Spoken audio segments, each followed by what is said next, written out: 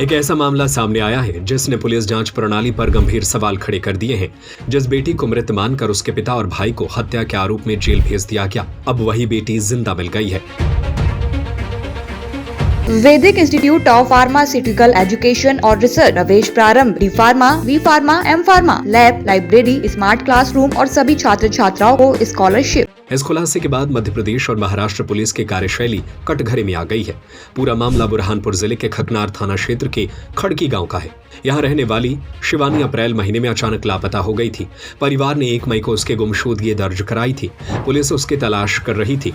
करीब 10 दिन बाद महाराष्ट्र के जलगांव जामोद इलाके में एक सिरकटी और जली हुई युवती की लाश मिली। शव की हालत इतनी खराब थी कि उसकी पहचान करना मुश्किल था, लेकिन महाराष्ट्र पुलिस ने बिना ठोस जांच और बिना डीएनए टेस्ट के उस अज्ञात शव को शिवानी मान लिया। इसके बाद पुलिस ने जल्दबाजी में शिवानी के पिता बापूराम कलमेकर और भाई अजय को हत्या के आरोप में गिरफ्तार कर जेल भेज दिया।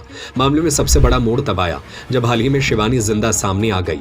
वह अरुण नाम के युवक के साथ मिली और पुलिस के सामने पेश होकर बोली, मेरे पिता और भाई निर्दोष हैं, उन्हें तुरंत रिहा किया जाए। खकनार थाना प्रभारी अभिषेक जाधव ने भी पुष्टि की है कि शिवानी जीवित मिल गई है। इसके बाद महाराष्ट्र पुलिस की जांच पर गंभीर सवाल उठ रहे हैं। आखिर बिना पुख्ता सबूत के किसी परिवार को हत्या का आरोपी कैसे बना दिया गया? अब सबसे बड़ा सवाल यह है कि जिस सिरकटी युवती का शव मिला था, आखिर वह किसका था? उसकी पहचान अब तक नहीं हो पाई है। इस पूरे मामले में पुलिस की जांच प्रक्रिया और जवाबदेही पर बड़ी बहस छेड़ दी है। एक तरफ निर्दोष परिवार जेल पहुंच गया है, दूसरी तरफ असली शव की पहचान अब भी रहस्य बनी हुई है। हम 24 तारीख को चले गए थे 8 बजे, तो हमारा कुछ घटना नहीं हुआ। हम जिंदा है। मेरा पिताजी ना मेरा भाई को छोड़ देना। क्यों फंसाया गया आपको, पिताजी और भाई को? पिताजी कबूल कर दिया कि मर गया करके। ऐसा लगता है कि कहीं ना कहीं महाराष्ट्र पुलिस ने गलत फंसाया है। हाँ, आप तो जिंदा हो। हाँ, मैं जिंदा ही है। अब क्या चाहते हो आप? मैं उन लोग को छुड़ाना चाहती हूँ। आप चाहते हो कि न्याय मिले उसको?